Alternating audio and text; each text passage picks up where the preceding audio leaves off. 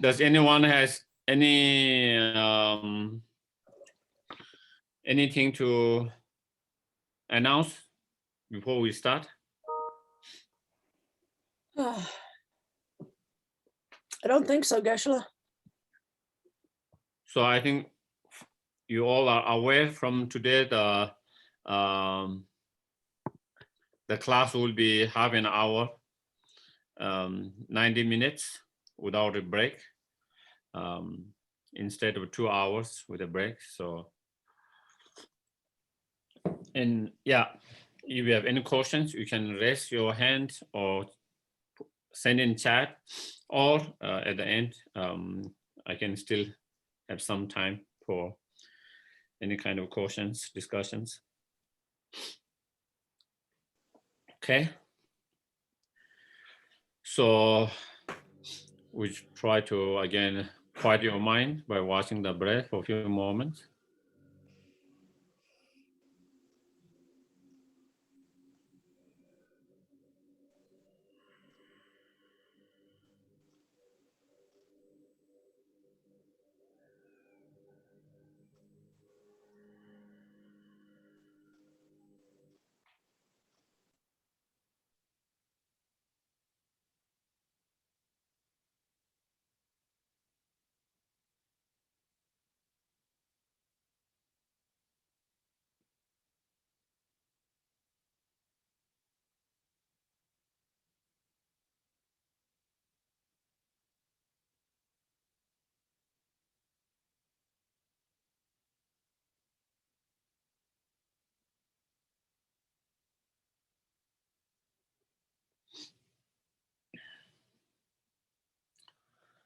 So then we can generate good intention by cultivating and thinking that the way to benefit ourselves and others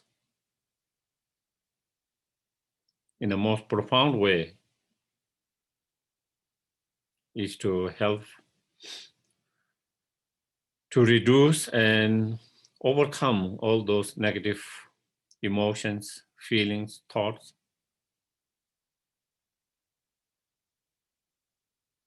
that are the main cause for our suffering and unhappiness in our lives.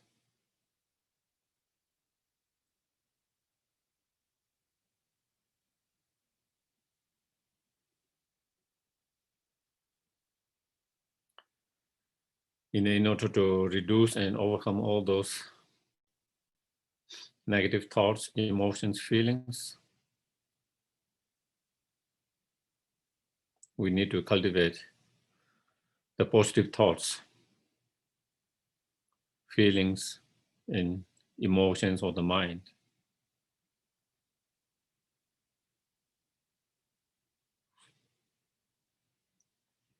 I mean, among many virtuous thoughts and realizations, the main ones are renunciations, bodhicitta, and wisdom realizing emptiness.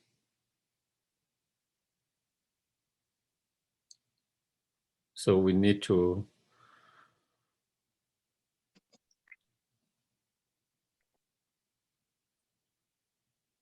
contemplate, meditate, and practice as much as possible to cultivate one of them or all of them.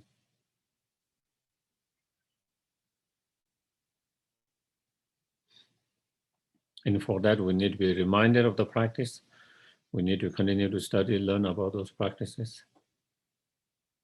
And for that very reason, that's where we have come together, gathered here together.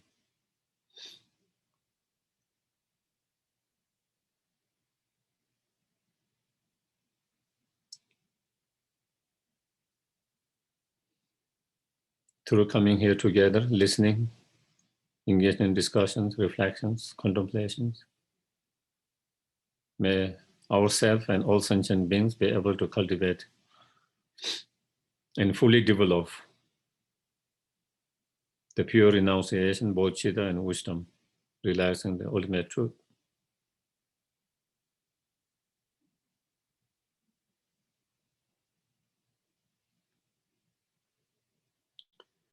may it become cause and condition to achieve fully enlightened state or fully awakened state, so we can be the greatest help and benefit to each and every sentient being.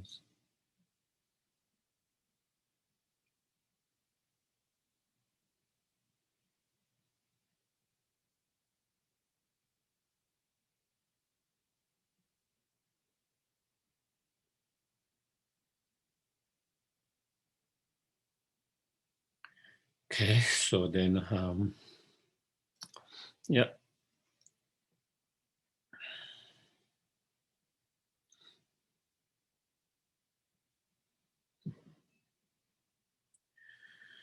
To the founder, the endowed, transcendental destroyer, the one gone beyond, the fourth destroyer, the completely perfected, fully awakened being, perfect in knowledge and its good conduct, Sugata, knower of the world, supreme guide of human beings to be tamed, teacher of gods and human beings, to you, the complete and the fully awakened one, the endowed, transcendental destroyer, the glorious conqueror, the subduer from the Shakya clan.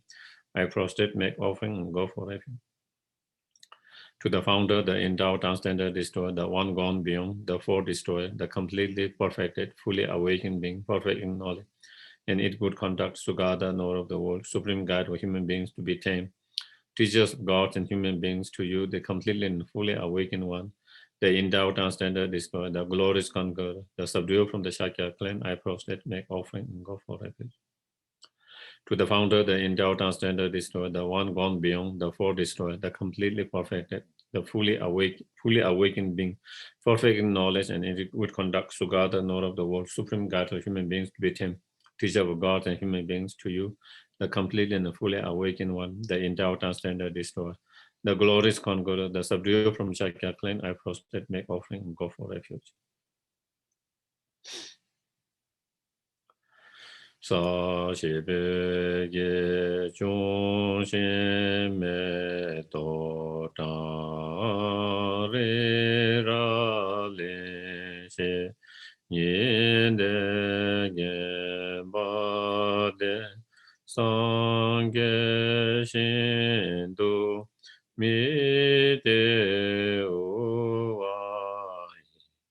로근 나마다신 죄바쇼이담 구루라나만다라간야타야미. I go for refuge until I'm enlightened to the Buddha, the Dharma, and the Supreme Assembly. By the merits I create, through listening to the Dharma, may I become a Buddha in order to benefit all sentient beings. Sangye chodan soge sonam la changyo bado dane kafa. Dage shoshe kibe sonam ki dola benje sangye duha. Sangye chodan soge sonam changyo bado dane kafa. Dage shoshe kibe sonam dola benje sangye duha. Sure.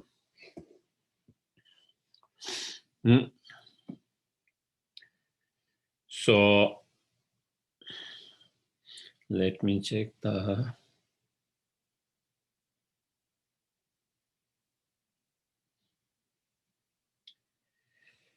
text.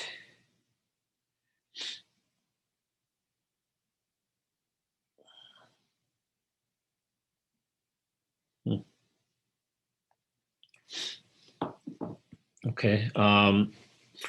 So the text that we are going to be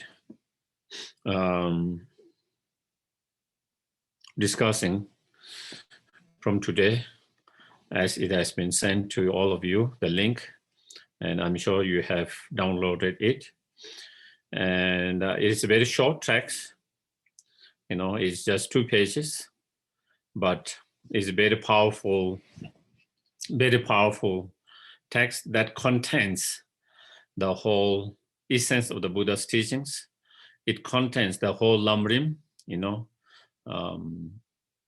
of course, when you talk about Lamrim, the stages of path to enlightenment, Lama Tsongkhapa has composed, great stages of path to enlightenment, the middle stages of path to enlightenment, and the shorter versions of stages of path, and all of them, are like, if you read the greatest stages, it's more than 500-600 pages.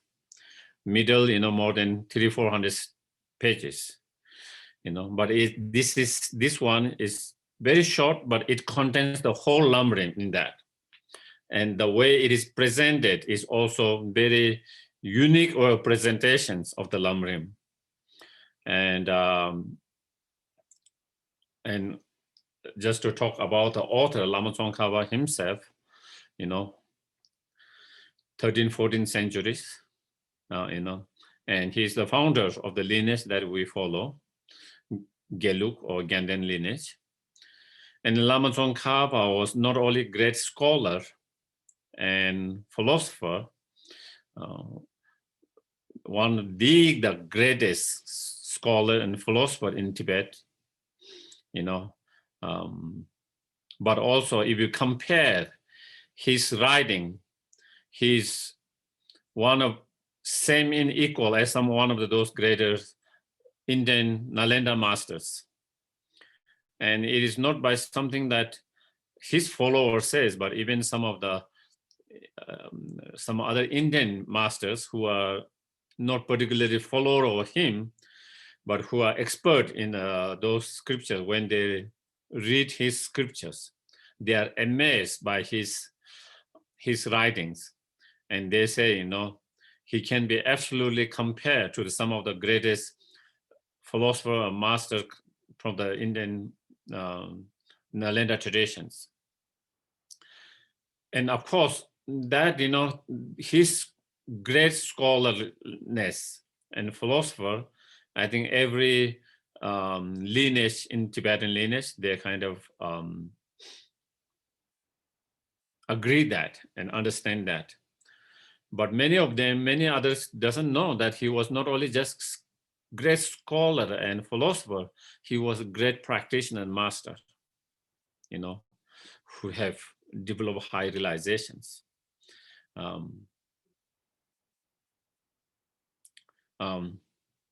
There were many signs that he was not just an ordinary from the young age. There were many signs that he, and there are two ways there is two ways of looking on his life story. One from ordinary perspective, the common aspect, and one from extraordinary perspective, uncommon perspective. And from the unperspective common perspective, or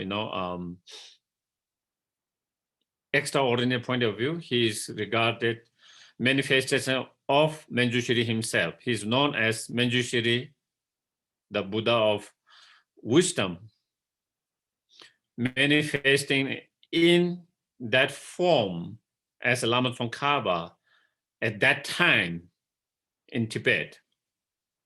So he's known, so he is the Manjushri. He is the Manjushri in that human form in that time in Tibet.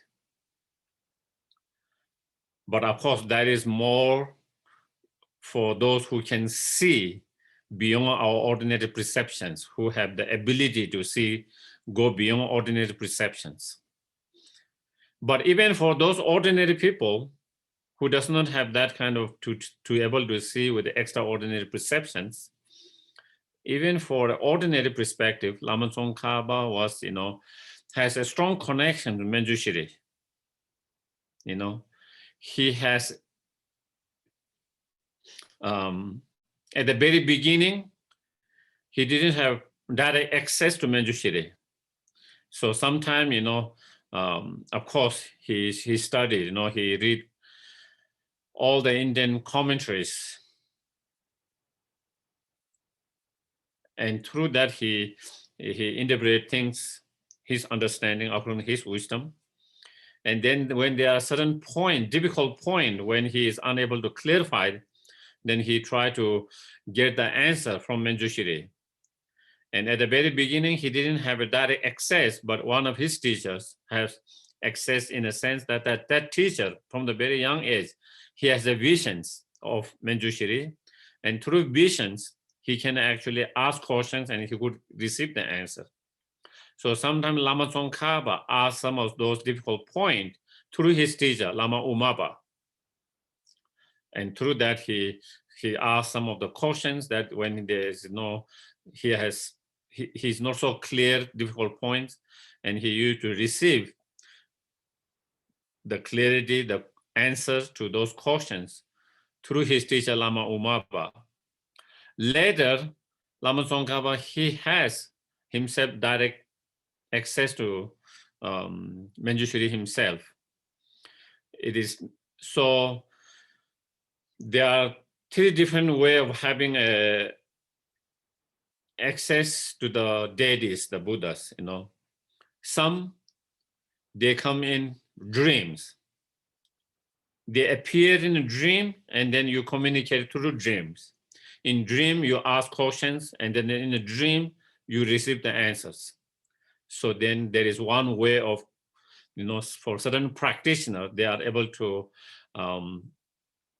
communicate and contact with the deities through their dream and have that communications, spiritual communications.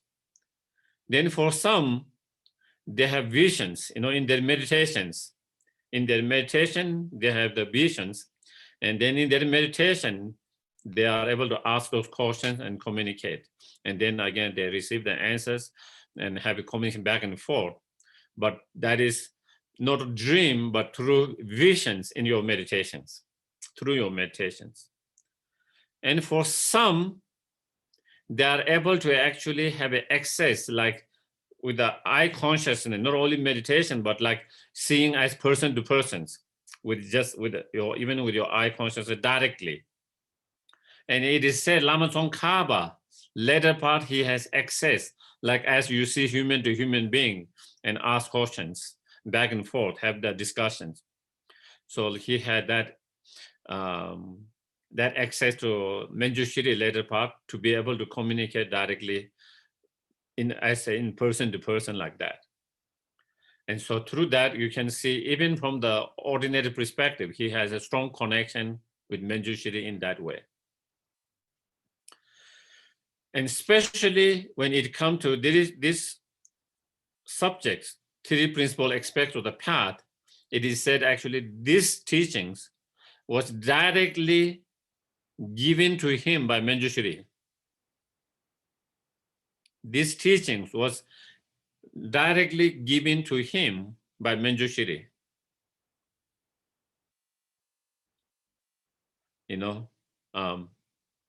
Of course, this was composed by Lama Tsongkhapa towards a request by one of his cousins or nephew. I know his nephew who was in a retreat in a remote area. So he asked Lama, send a letter to Lama Tsongkhapa requesting him, to send him some advice, how to meditate, how to do retreat, how to meditate. And so then Lama Tsongkhapa composed this and sent this letter as a letter to that. And then of course, this is the text basis of that. But the teaching itself of the teaching he received from the Manjushri. Okay, so and it is interesting, also in other lineage, Sakya Pandita, in Sakya lineage, and also Sakya Pandita is known as a manifestation of Manjushri himself. At different time, Sakya Pandita was not at the same time as Lama Tsongkhapa, at different time. And also it is said that when he was quite young, he received a teaching from Manjushri. And the basis of that teaching is what you call Tembashitel.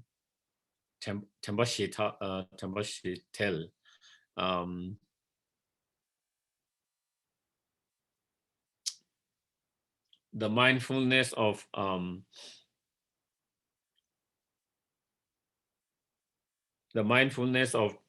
letting go of for grasping, maybe,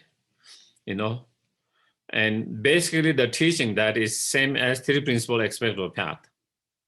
So it is interesting that they both are known to have strong connection with Manjushri, and they both are known to have received those teachings from Manjushri, and the way they present the teaching very similar. In terms of that four, where it says if you have grasping to this attachment, then you are not true practitioner. If you have grasping to the if you have grasping to the samsara, then you don't have renunciations. If you have a strong self-grasping, or not self-grasping, selfish attitude, then you don't have bodhicitta. If you have a strong grasping, then you don't have the view, the emptiness. So with the first two related to the renunciation, the third one related with the bodhicitta, and the fourth one related with the view, the emptiness.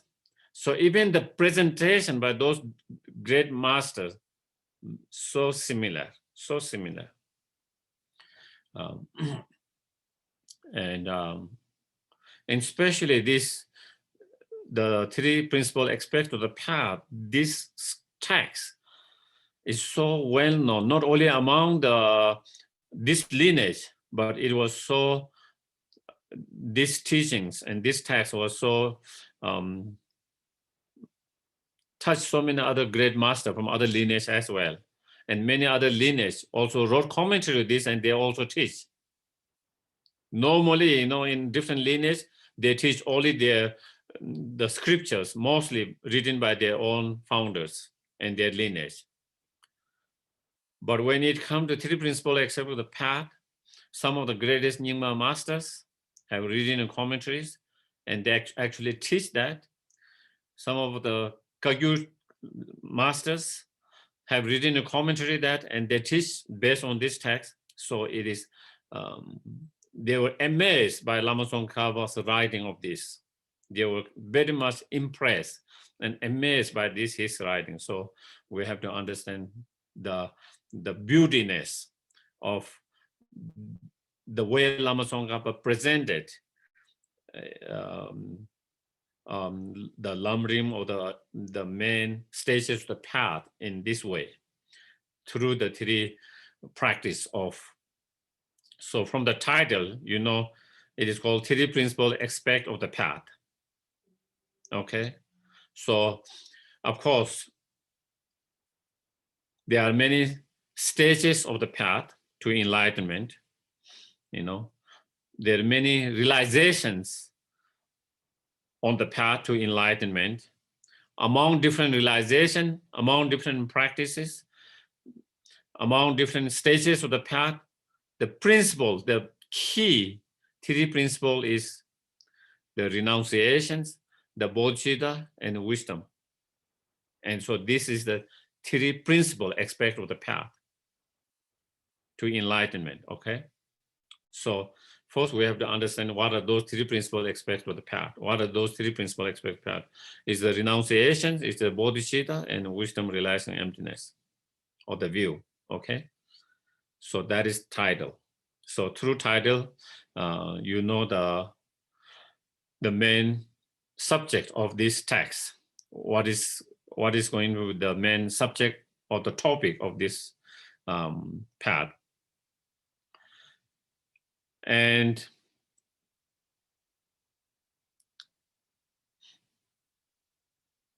to achieve enlightenment, the path to enlightenment, there is mainly two paths.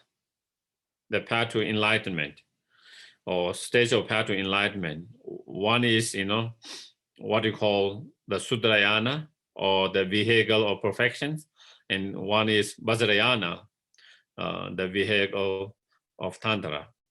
There are two kind of that.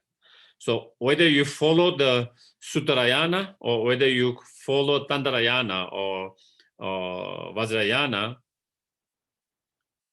without the three principal aspects of path, there's no way to enlightenment, whichever path you follow. You can take a path through Sutrayana, or you can take a path from Vajrayana. But whichever path you take, it is absolute that you must cultivate these three realization of the path. Without that, it's not absolutely possible.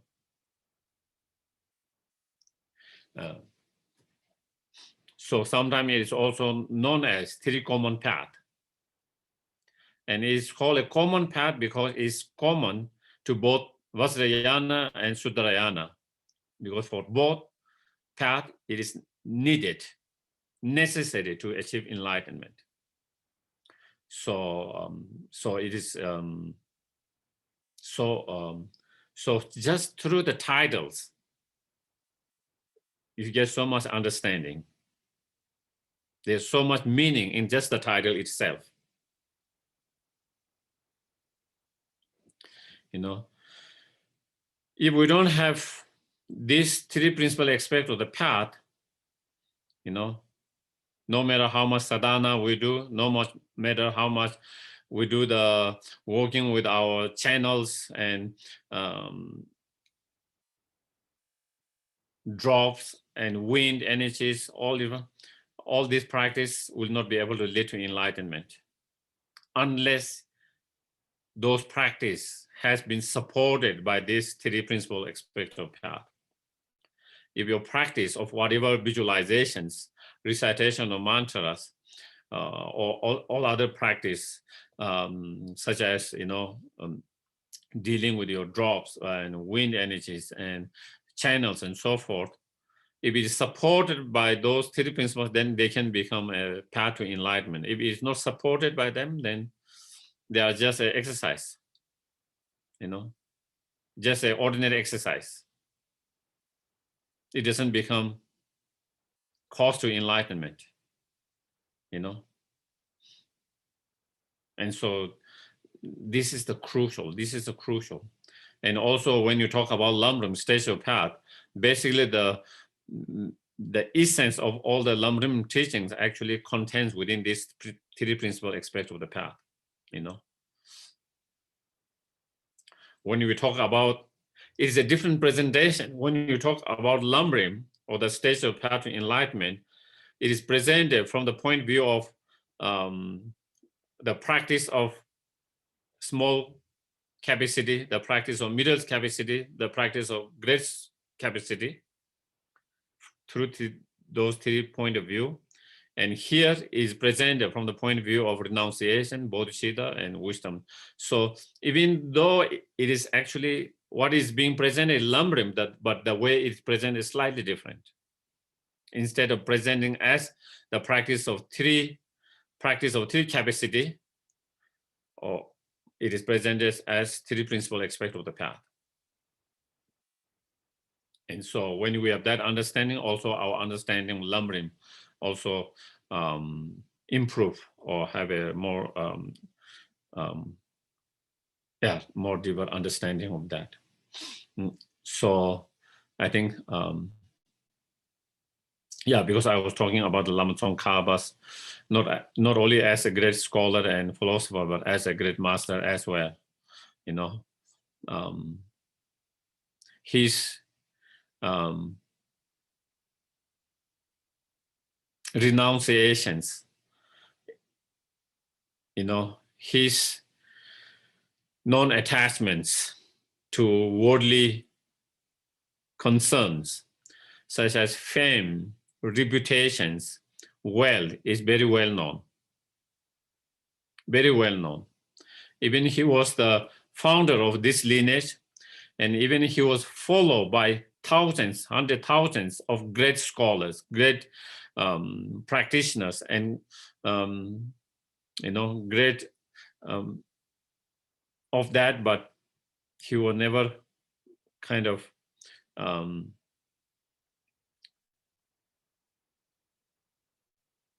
driven towards that. It is said, at that time, the Chinese Empire, during the Lama Tsongkhapa's time, the Chinese Empire was known to be a very powerful and rich at that time, invited Lama Tsongkhapa to become his personal teacher's guru, because he heard about incredible qualities of Lama Tsongkhapa. So he personally sent envoy with a lot of offering, gold and so many other offering, making requests if he could come to the China and become his guru and master. And it is said Lama Tsongkhapa, didn't even give audience to that envoy. He ran away. Lama Tsongkhapa ran away, And so if he has worldly concern, he will accept it because he will be the guru of the most powerful and most rich, powerful at that time. But he didn't want fame. He didn't want wealth. So he kind of escaped, And again, he was requested again later, And again, Lama Tsongkhapa was not interested. And then, some of his disciples told him, even you don't accept to go there, but at least maybe you should give your audience to the envoy so that it doesn't offend the empire. So then he has audience and the request was made, and he said, he can't come and he can't accept that. But he said, he can send someone if they wish. So he sent one of his disciples, who founded the Sera monastery, So he sent one of his disciples to become the teachers there. So through that, you can see, that Lama Tsongkhapa was given up any kind of worldly concerns, such as attached to wealth, power, fame, and reputations. It's so clear, If you don't have that, then, you are just waiting for that kind of opportunity, And then it is said because of his incredible subdued by his moral discipline, anyone who come near to him are very much impressed and become subdued because of his actions and behavior, so much subdued in terms of his speech, his actions, his mind. Anyone who come into his close by become very subdued by that, of that energy. And even you can see in his writing of how gentle and how subdued he is through his writing. Even when he is refuting some misunderstanding, he refutes very gently, not in a harsh way and offensive way, but in a very kind, very gentle way, even when he tried to clear some of the misunderstandings of others, some of others teachers' view. So through that, again, you can understand that, and how he was embodying the practice of moral discipline. And then also it is said he achieved shamatha much more earlier. It is said that in one of the ceremony, pujas, while the ceremonies were going on, Lama Tsongkhapa was in deep meditations. And he was so deep in that meditation because he was totally deep into that meditative concentrations. The ceremony finished, everyone has left, but he still is that deep meditations. He was not even aware that ceremony has completed, everyone has been gone.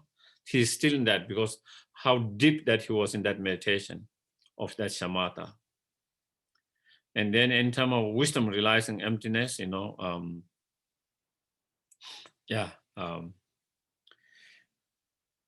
the very beginning, he had a understanding of emptiness according to more lower school of the thoughts, Buddhist school thoughts. And also you can see that from his earlier writings, his earlier writings, if you read and study his earlier writing, the view of emptiness, the way his presentation view of emptiness, a little bit more towards the other lower school of thoughts. But later, one time he asked Manjushri whether his understanding of emptiness, realization of emptiness, is according to the Prasangika point of view. And Manjushri says, no, your understanding of emptiness, realization of emptiness is not according to Prasangika point of view, not even Madhyamika point of view, And then when he said, how can I develop the view according to the Prasangika point of view, according to Nagarjuna point of view, then Lama Tsongkhapa advised you continue to study, reflect, contemplate. At the same time, you try to do the practice of purification, accumulation, and merit, and try to see the Guru and the deity inseparable, and eventually you will have realization of that. And so by following the Lama Manjushri's advice, then he went for a retreat where he dedicated for purification, accumulation of merit, making a strong supplementary to the gurus and deities, seeing inseparable, and at the same time studying, reflecting, contemplating, and eventually he had that realizations. Eventually he had realization of emptiness. And then his later writings, they're slightly different from his earlier writing when it comes to the emptiness. Because later he has the understanding of realizations of according to the Prasangika point of view, and therefore his writing is slightly different from his early. And so from that, again, you can understand that he has the realization of emptiness according to the Prasangika later part of that, And then, his incredible bodhicitta is well known, well known. And it is not only that his view on Vajrayana and the practice of in Vajrayana and highest yoga tantara, the completion stage and the generation stage, the completion stage. Again, his understanding of that through his writing, amazing. Without his realization, they wouldn't be able to write the way so detailed and so clarity that he wrote. None of other masters in Tibet has written with such a clarity on especially the completion stages.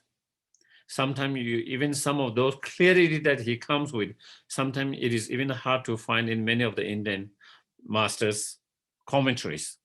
So that just clearly shows that his writing was not just based on from scripture understanding, but also coming from his own direct experience.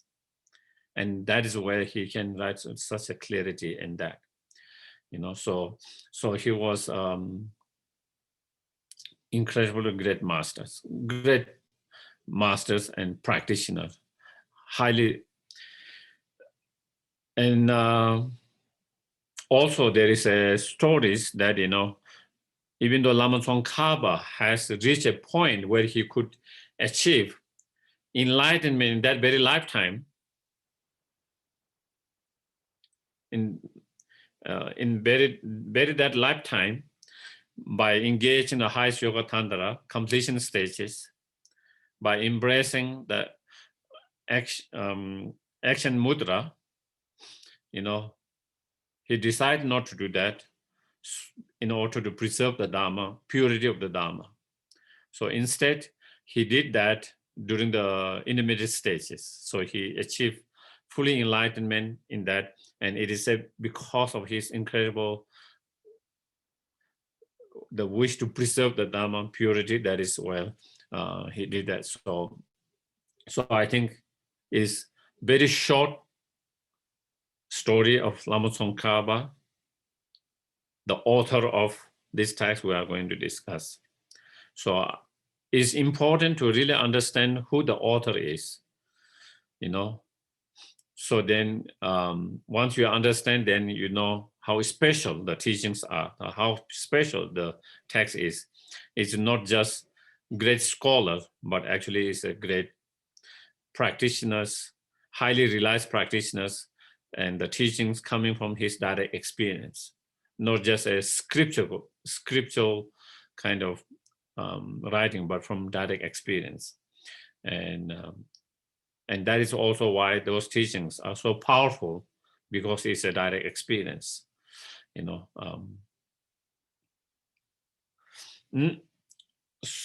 So then,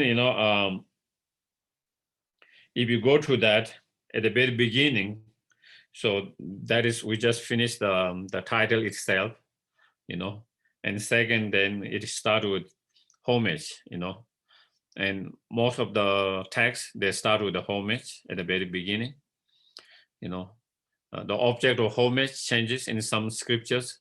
They make homage to their deities, special deities. Sometimes the homage is paid to the Buddhas and Bodhisattvas. Sometimes the homage is paid to Buddha Shakyamuni himself. Sometimes the homage is paid to, such as the wisdom. Sometimes the homage is paid to compassion. And here the homage is paid to the perfect gurus. I bow down to my perfect gurus.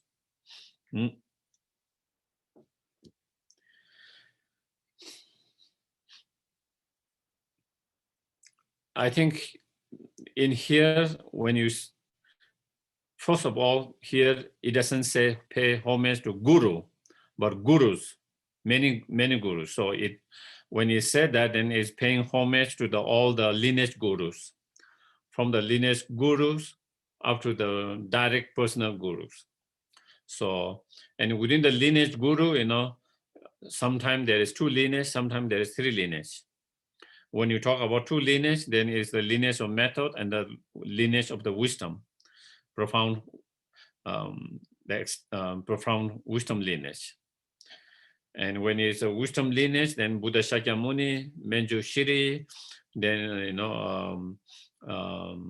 Nagarjunas, and then Aryadeva, Chandrakirtis, and so on, come to the Adisha and back to Lama Tsongkhapa here, because Lama Tsongkhapa is paying his lineage gurus and to him his direct gurus, that from whom he received those teachings. In terms of the method lineage, then from Buddha Shakyamuni, Maitreya, then Asangas, and then continues with the Shantidevas, and then Sedlingbas, Lama Adishas, and then follow all the Tibetan masters out to the guru of Lama Tsongkhapa, and then there, because this is the homage paying by the Lama Tsongkhapa. So up to that, all the lineage gurus. And sometimes, mainly these 2 lineage, and sometimes you said there is 3 lineage, then the other lineage is the lineage of the blessings, So again, there is 1 lineage coming from, but mainly those 2 lineage. So paying to, so that is why there is gurus, many gurus, okay? And so all the lineage gurus, he paid. So why is Lama Tsongkhapa paying here homage to all the lineage gurus? Because the gurus, the spiritual masters, is the very foundations of all the realizations to the path. So in Lamrim, at the very beginning, where it starts is relying on perfect guru, the very outline is how to rely on guru, which is the root of all the realizations.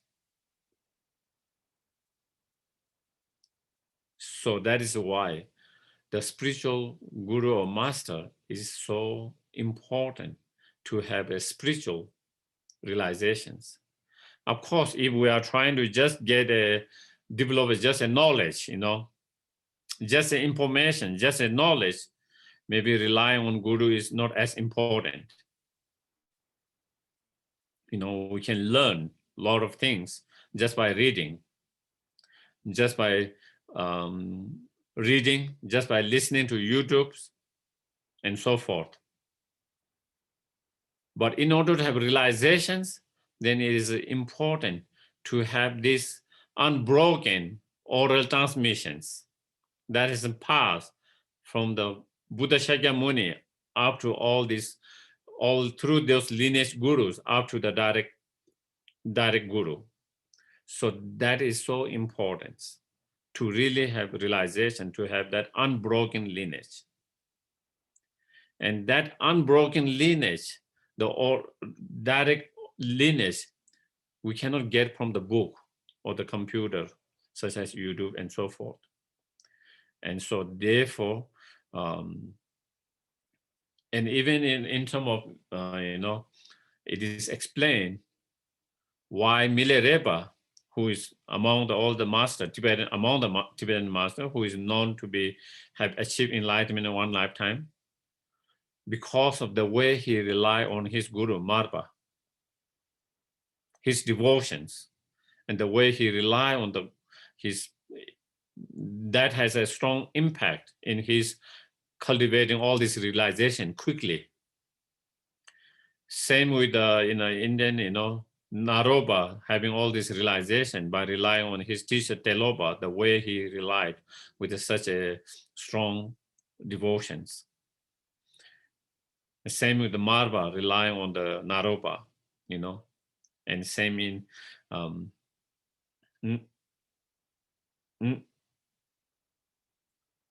also there is a story of, now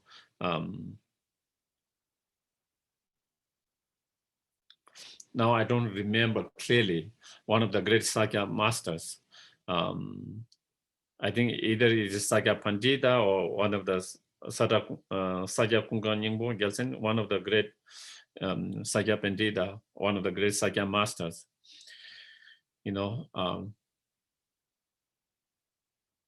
Even though he was receiving a lot of teachings from one of his, I think it was his uncle, the teacher was his uncle, but he never, he related him not as a teacher, but as his kind of relative, and so he didn't, and so even though he was receiving all the teaching, he couldn't have all the realization, he couldn't develop. And then one day when he asked his teachers, the teachers said, "Oh, you only see me as your uncle, not as a guru." And then, he changed. He started to see as guru and then rely as a guru. And then, he served him when he was showing the aspect of being sick. And through that, he developed realizations. And so there are many stories that were some of the great masters, even though they were doing retreat, meditating, practicing, but they were unable to make any progress in terms of cultivating realizations, even though they were having more knowledge, more understanding, but in terms of experience, spiritual experience or realizations, they were unable to make progress. And the ones, then they are able to rely strongly on the practice of relying on guru perfectly, correctly, unmistakably, guru devotion, then they were able to make the jump to have that experiential, spiritual experiences or realizations. So it is an experience. It is the experience of all those great masters. And because it's so important, that is why Lama Tsongkhapa here start with paying homage to the gurus in that way, to emphasize the importance of that, And that is same, he start also in the Lamrim, first with that, that outline. So, so I think maybe, I don't need to go so details on that, because Of course, if you have any questions regarding these subjects, please feel comfortable without any hesitations to ask the questions. And I see someone's hands going on, but I think I don't want to give you opportunity to ask.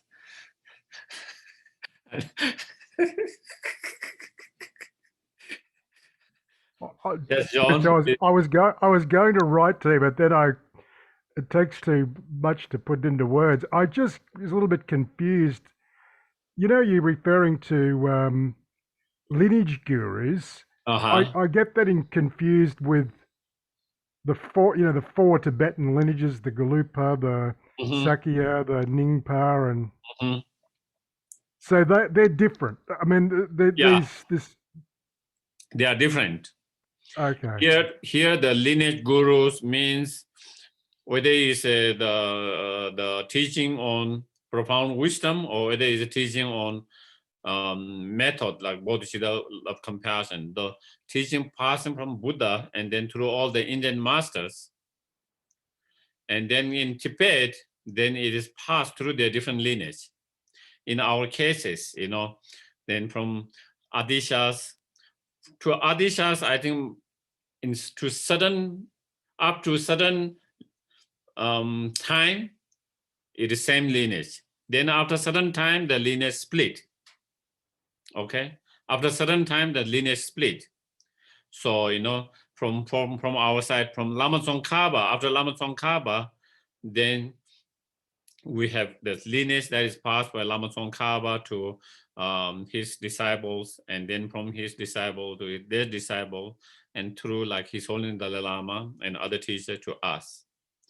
And in Nyingma, probably up to Guru Rinpoche or Shante Rakshidas, the lineage is same, but after that, then they again from Guru Rinpoche is passed to his disciple, and that is passed to his disciples, and then they have their own lineage.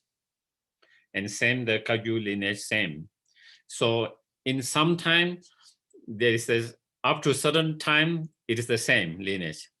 Then after some time, it splits, and then they have their own lineage. So are that clear? Okay, great. Yes, Eloise, please. Geshe-la, would you share with us some of the more recent transmissions of the lineage that you've received this from? The transmissions from? In my cases, I received from His Holiness Dalai Lama, quite a few times,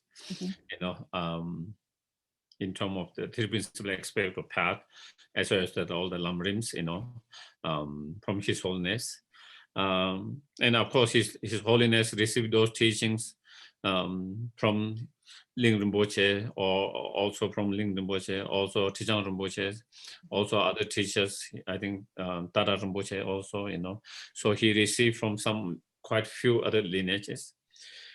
And some of them, I think like Tijang Rinpoche, he received from Kyabje Pabongas, So then it goes up, So again, I don't have all the list of that, but sometimes you can find in a lineage gurus, sometimes there is especially with Lamrim, there is a very extensive stories or biography of all these different lineage gurus. It is by Yongzin Ishi Gelsen, one of the great masters. He wrote a biography of all the lineage gurus, Lamrim lineage guru, and I think it is 400 or 500 pages, and all the Indian masters. So there is, but so I think maybe that is the most extensive kind of biography of all the lineage gurus of this Lamrim, So yeah, so that is in terms of myself, that is where I receive.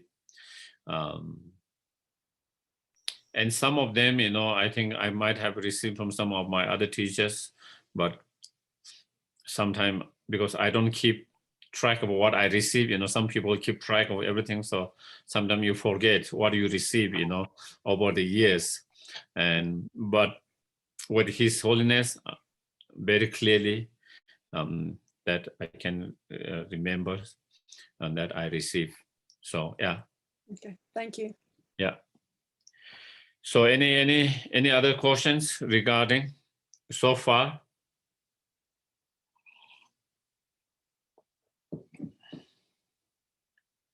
And so in terms of here in English translations, it doesn't comes in Tibetan. When you pay the homage, it is called Jejun Lama Nam Lachatolo. I prostrate or I pay homage to Jejun Lamas. And in that, there is 3 words, Jejun Lama. There's one Je, there's one Sun, and there's Lama. And with these 3 words, it explains the 3 principal aspects of the path. So even with the homage, it explains J generally means like the leaders, the wise one. Okay. Someone normally is known, the leader are the wise one. We elect leaders who are the wise one, who can make the right decisions, isn't it? Supposedly that is supposed to be. Nowadays is no more that. Nowadays we don't elect the most wise one. Maybe we might elect the least wise one now sometime, you know. But the ideas is leaders are the wise one among the community who can lead the communities. So that is J. Sun means someone who has been very subdued or having a very subdued qualities. You know, subdue mind, subdue speech, subdue physical behavior, actions. And Lama here means the Tibetan words, of course, Guru or Lama means someone who has heavy, you know, who is heavy with a lot of qualities, who is very, like something very heavy, not light, but very heavy. And it is heavy with the qualities, spiritual qualities. So when we say the J, the wise one, it shows the renunciations. It shows because, you know, unwise ones, they are attracted to happiness of this life or happiness of samsara. You know, we get attracted to, attached to the happiness of this life and happiness of samsara. But the wise one, they don't get attracted. The wise one, the learned ones, those who have spiritual, they are not attracted and attached to whether it's a happiness of this life or samsara, and therefore they have the inspiration to achieve the liberations. So they are the wise one. So someone who have developed the renunciations and who inspire for the liberation, they are the wise one. So that one, so renunciations, you know, subdue, you know. So when you have bodhicitta, through the bodhicitta, you will have a very kind, compassionate thoughts and attitude. So your mind is very subdued. Your mind is very calm and subdued. Because your mind is very calm and subdued, your speech will be very gentle, compassionate, kind and subdued. And because your mind is so subdued, your physical behavior and actions towards any sentient being also will be very kind, gentle, compassionate, and subdue. And that comes because of the bodhicitta. So Je Tsun, okay? And Lama here, full of heavy and full of internal realization is the wisdom, you know.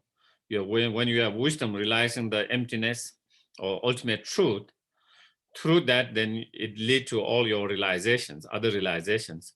And because of all other realization, then you have so much, you are filled with so much realizations and spiritual experiences, and you're heavy.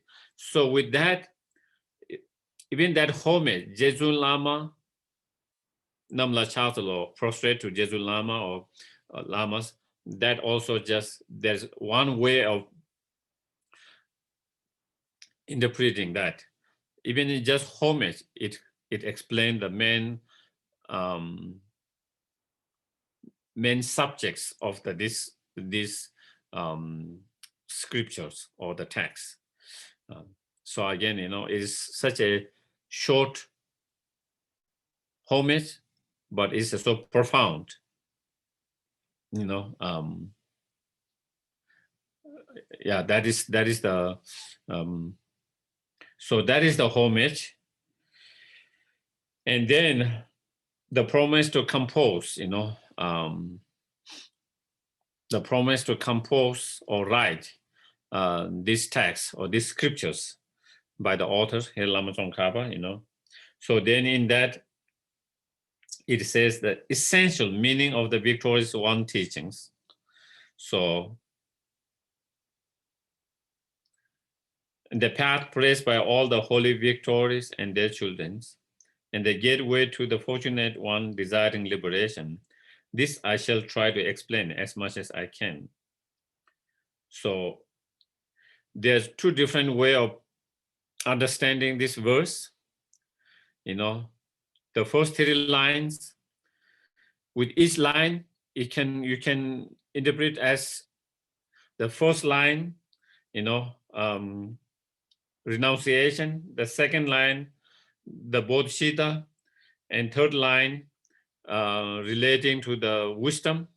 That's one way of understanding. Or all 3 lines referring to 3 principal aspects of the path.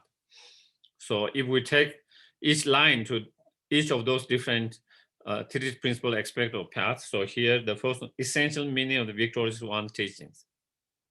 So the essential point, what is the essential point of Buddha's teachings?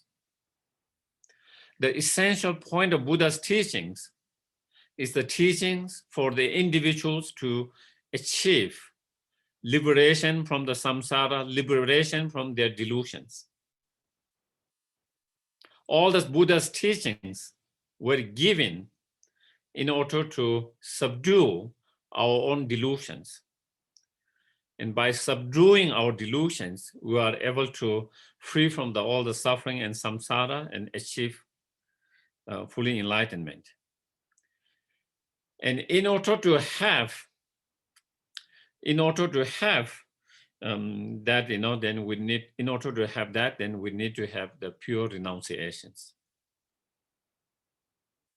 If you don't have pure renunciations, then you will not have sincere inspiration for liberations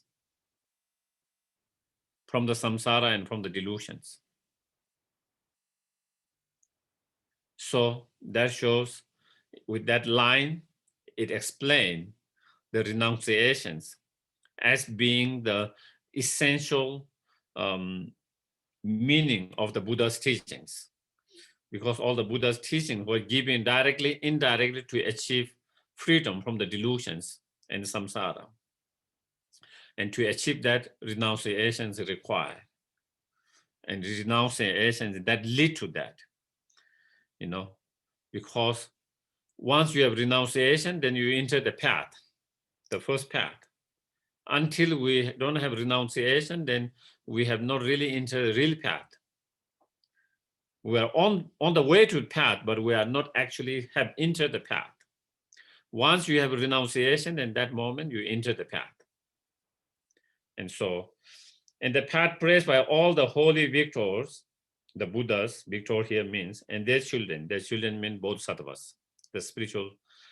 So all, one of the practice or the path that is being praised highly by all the Buddhas and bodhisattvas. What is that?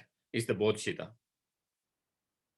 Bodhicitta is one of the practice and the path that has been highly praised by all the Buddhas and by all the bodhisattvas. And you see that in all the sutras, you see all these in commentaries, how, why we need to develop the bodhicitta, the importance of that, how the bodhicitta is key to the enlightenment. So that is the one praised by all the Buddhas. So the bodhicitta, the second aspect of the path. And third one, the gateway of the fortunate one desiring liberation. That is the view or the wisdom realizing emptiness. In order to achieve liberation or freedom from all the delusion or all the samsara and the suffering of samsara, the gateway is the wisdom. In order to achieve liberations, we have to overcome all the delusions. Without overcoming the delusions, there's no way liberation or nirvana or freedom, that freedom. And in order to have that liberations from the delusion, then we have to cut the root of all delusions. That is the fundamental ignorance. In order to cut the very root of all the delusions, you need to have the wisdom realizing the ultimate truth. That is the only direct antidote that can cut the very root of delusions, the fundamental ignorance, thereby cutting all the delusions that arises from that fundamental ignorance. So that wisdom is the gateway to the liberations.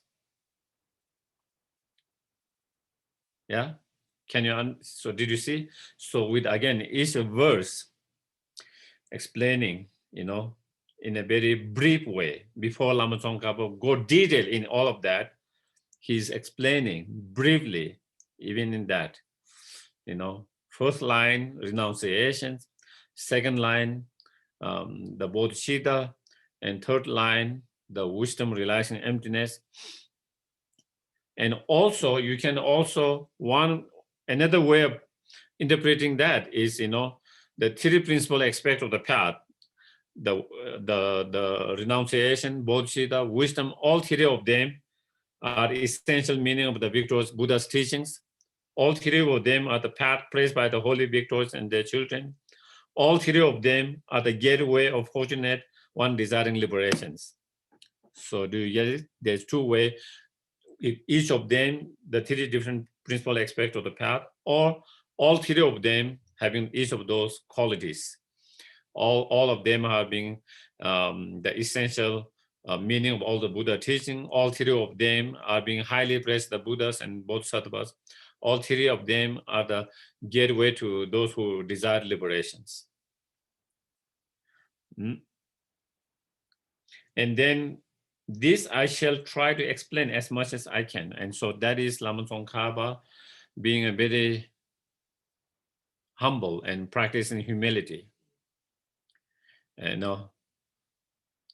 by saying, I will try to explain as much as I can, say that he's saying, that I know everything and I can explain everything, but he's trying to say, I will try my best. Do you get it? There's sense of humility, there's sense of humbleness, as though showing that, I will try my best. I will try to explain it. And another way of understanding that shall try to explain it as much as I can is saying that he's going to explain this on three principal aspects of the path very, very short in terms of the word, briefly, in a short way, instead of going so details, like in Lamrim, without going as details in terms of the words, like in Lamrim, he's going to explain them in terms of word, precise and very short, but having the essence and all the meaning of Lamrim, In terms of word, is very short, but in terms of the meaning of those words, the teaching then is very profound, because it explains the whole Lamrim teachings. So again, so that is one way of understanding that. So there can be again,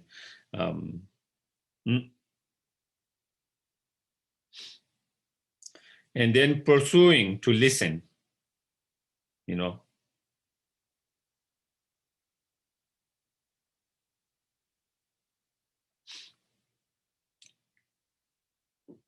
So pursuing or advising us to listen with a correct mind and correct intentions, motivations.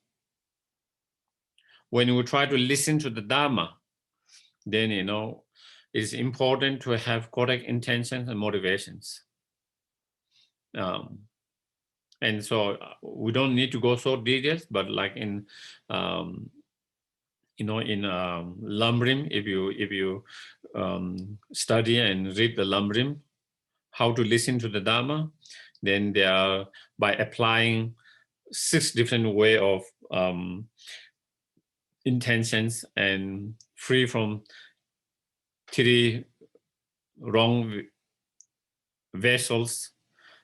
The way is that when you listen, you shouldn't be listening like, the vessel upside down. You shouldn't be listening like the vessel that is leak, that has a hole and leak, and you shouldn't listen like a vessel that is full of dirts, like carcass, urines. So by giving example, if you put your bucket upside down, no matter how much you pour water, it will never go inside, because you have put it upside down. So bucket upside down, although no matter how much you put the water go outside, it doesn't go inside. And so same way, when we listen to teaching, your body is there, but your mind is not there. Your body is there, your mind is not there. So then it is like the bucket being put upside down. Nothing go inside you, because your mind is daydreaming of something else. Your body is there listening to the Dharma in the audience at the teachings, but your mind is, thinking something else everywhere. And then by the time you listen, you don't know what you heard. You heard something, but you can't.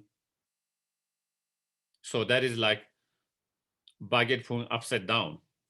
So when you try to listen, not only your body should be there, but your mind should be fully there, listening fully.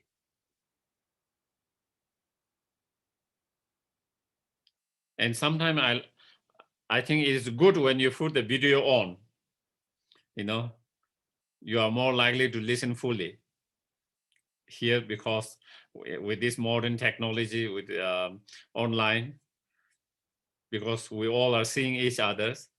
If your video is off, you might be going in the kitchens, cleaning while you are listening. You might be on the phone, calling or texting while you are listening. So your body is there, your mind is not fully there. So it doesn't really go into,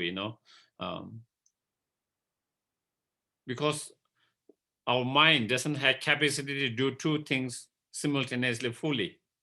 So because when you are doing something, your mind gets distracted. And so that is like, and then, like back bucket, even though you put not upside down, but what do you call right way, not upside down. What would the other word? Yeah, right way up. Right way up. Okay. Even though you have put the bucket right way up, but if there is a hole, you put water and it goes inside, but it doesn't stay there. It leakages. There's a leak.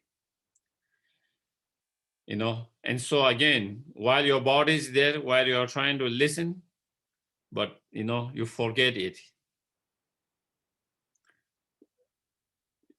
You listen it, but you are not being able to totally concentrate 100% because you can't concentrate 100%. By the end of our teachings, and someone asks you, what did you hear? Oh, I heard something, but now I can't remember. I thought there were some points. I really like it. Or there was something, it really touched me, but now I can't remember what that was. Forget about days and weeks, Even just after your class, someone asks you, what did you study today? What did you hear? Then it's almost like blank because we haven't concentrated fully there. So that is like being leakage. And then vessel, that has been contaminated, diluted. Even the vessel doesn't have a hole, and whatever you full it. But if your vessel is dirty, then if you put food inside or drink inside, the food and drink has been polluted and diluted, unable to eat it, unable to drink it because it has been polluted. So therefore you are in the teachings and we are able to concentrate fully. We remember everything that is being said, but our intention and motivations is not correct. And so therefore we polluted our listening of teachings and practice of teaching because of our wrong or incorrect motivations. So that is, so we should be free from all this kind of, and then when you listen, your mind should be,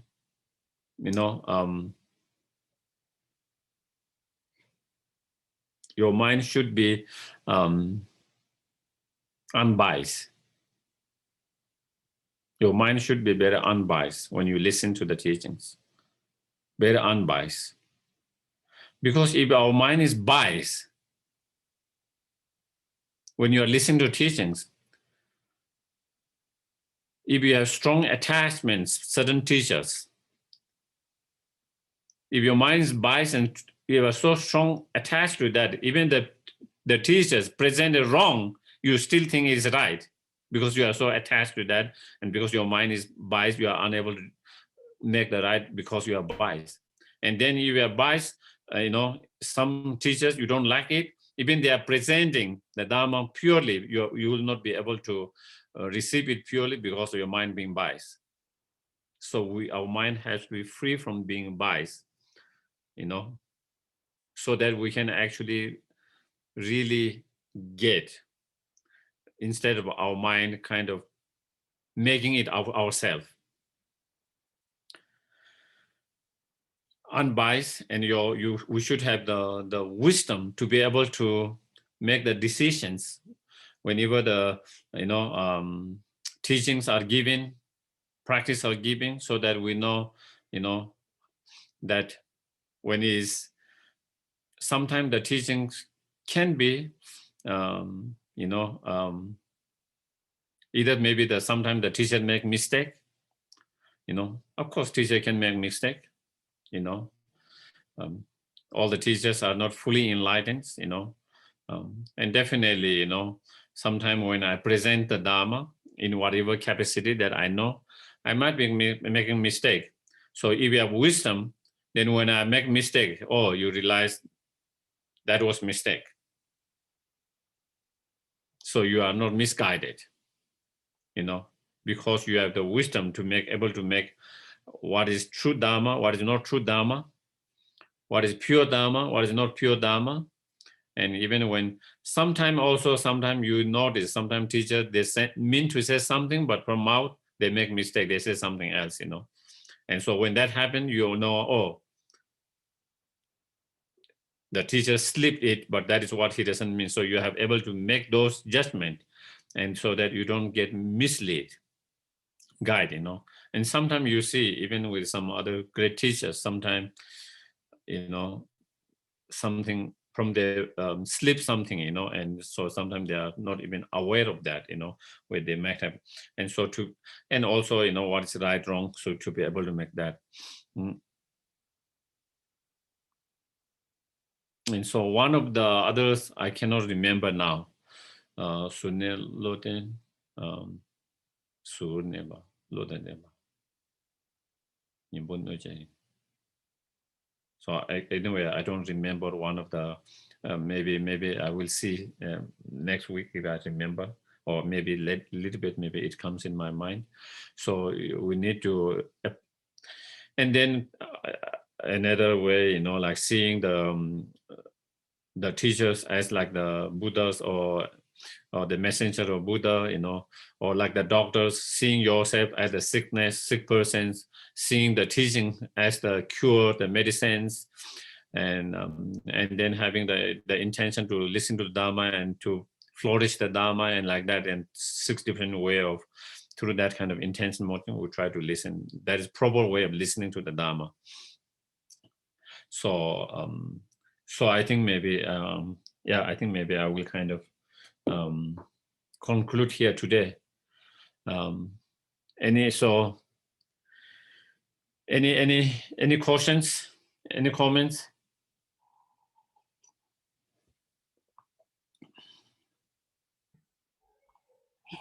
Geshe, I think that ways to listen was very good. I think I suffer from some of those bucket conditions. So that's good, especially seeing teaching as medicine. That's resonates. So thank you. Yeah, I think if we really realize that we are having some illness of delusions, and the teaching are the medicine for that delusions, and see the teachers as the messenger of the Buddhas, or as the doctors who prescribe the right medication treatment. So then it resonates more with our heart, instead of just intellectually, instead of just kind of getting new information intellectually and just collecting informations, but actually to realize that is something really to apply with our own negative emotions and deal with that. So it is something more practical and experiential, instead of just intellectual and collecting information. So definitely then it becomes more powerful in dealing with our mind, definitely. So yeah. Any others? Yes, Stella, please. Geshe-la, this was the first time I actually heard this or remember hearing it, that once we have renunciation, then we enter the path. It goes to show how important renunciation is. And I guess I didn't realize that that was the point where we actually enter the path. So yeah, Yes. it's really good to know that. Yeah, when we talk about the path, they talk about 5 paths, 10 bhumis, and in terms of general path, the moment you have the pure renunciation, from that moment you enter the path of accumulation, the first path. In terms of Mahayana path, the moment you have the bodhicitta mind, then you enter the first path of the bodhisattva. And in order to have bodhicitta, Lama Tsongkhapa will explain later, you need to have renunciation. Without renunciation, you cannot have bodhicitta. Because renunciations is when you apply to yourself your nature of being in the samsara and under the control of delusion and karma, then you develop renunciations. And when you kind of turn that to the others, then it becomes a bodhicitta. When that same understanding is turned towards yourself, your situations, then it becomes renunciations. And with that, then you not only with you, then you try to say, oh, not only me, all sentient beings are like me in samsara and suffering because of their delusions and because of their karma, because of your renunciation. Now you have strong feeling for them, to wanting them to be free from that and wanting to liberate from them. That help you to develop bodhicitta. And so therefore, either you are entering the Mahayana path, whether you are entering the, higher path, such as to become Arhat, the first step to enter the path is the bodhicitta mind. So, yeah. Until then, thank you. Until then, we are, of course, making effort to enter the path, but we haven't really entered the path, it is like we are trying to make direction toward the gateway of the path. We haven't entered that gateway of the path, So only when we have the pure renunciation, then we have started to enter the first path. Yeah. Yes, Mary? Geshe-la, I just wanted to say that it was really good to hear the introduction about the author, because I've heard this before. I know I've heard this many times, but it takes me so many times to hear something to finally get it, or to appreciate, not appreciate, but to start having a different depth of understanding. So it was just really good to hear about Lama Tsongkhapa, his history. It was just really important for me to hear that again before we go into the text. So thank you. Okay, thank you. Okay, so then, yeah, we just conclude the dedications for today.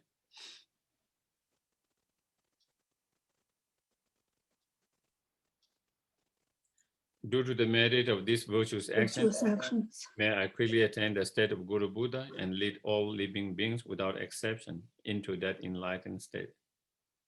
Chanju sem jo rinpo che ma ke pa na ke kyo che ke wa nyam ba me ba ya kong le kong du pe wa sho.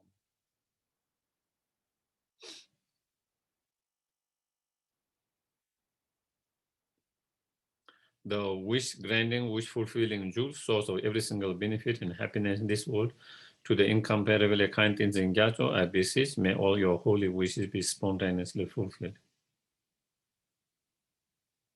Tupzu Shanshin Jamgun Jawe, Tenzin Jombe We Kunstu Tofor, Chosun Kuwe Lemon Tutu, Pa Dazo Duje Wendu Shapten Sho. Venerable One, to you whose kindness exists that of all the conqueror, for those wandered in far-off places, especially the West, mindful of your loving concern for us, in intentionally descending again into the family of a far-distant land, we make this request, O Lama, please live long.